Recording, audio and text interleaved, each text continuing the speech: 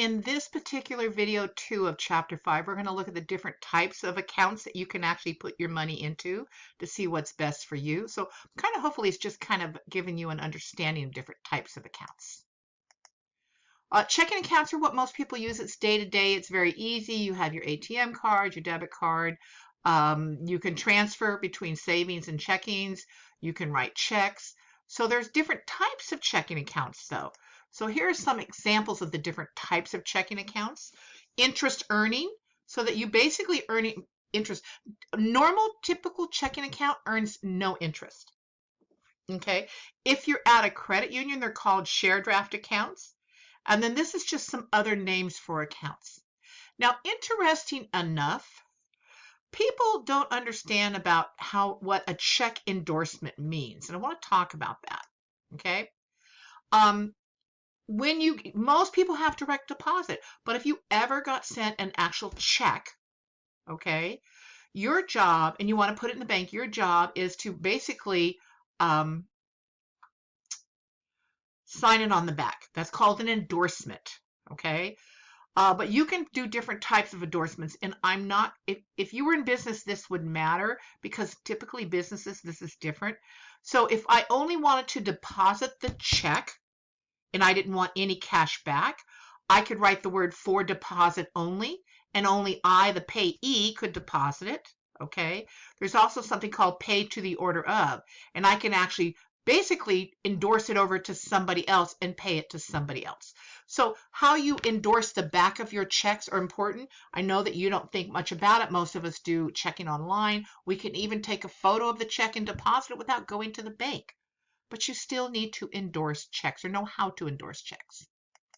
Let's talk a little bit about checking accounts that require a minimum balance. And so what happens if you choose this type of account, if you drop below a minimum balance, you might actually get a fee. Now remember that our goal is to pay no fees to the bank, but to get the best services possible. So this is a couple types of accounts you could have. Be very careful. Unless you have lots of money all the time, I would stay away from this, and I would actually stay away from this. This is when you have more money coming in on a regular. Okay.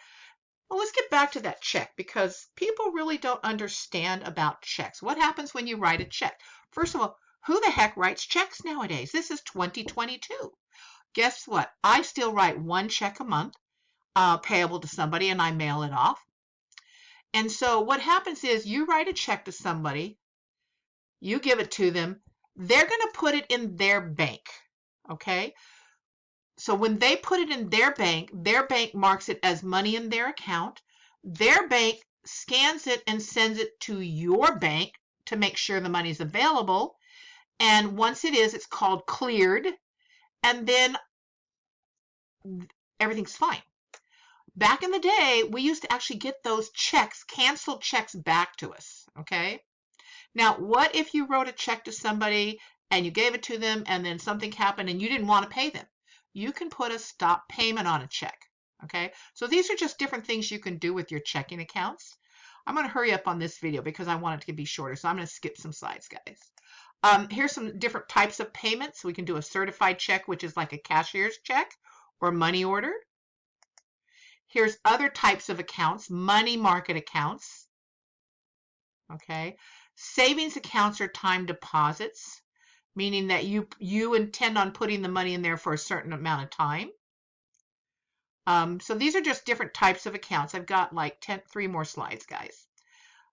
If you have an interest that pays on saving, that is where you want to keep your money.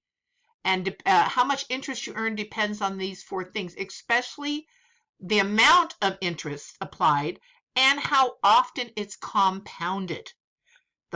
The more frequently it's compounded or calculated, the more you're going to earn. So it's really important to know how much interest and how often is it compounded. You can look up what API talks about, and then I want to talk about CDs. This is where you actually put money into a bank for a fixed time period. They're going to pay you better interest. But if you take it out, and you can take it out, you're going to be penalized for early withdrawal. The whole goal is the bank wants your money for a longer period of time so they can use it to make money.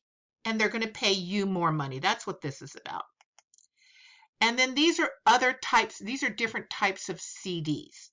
So this is the end of video 2 for chapter 5. We'll start video 3 in a moment.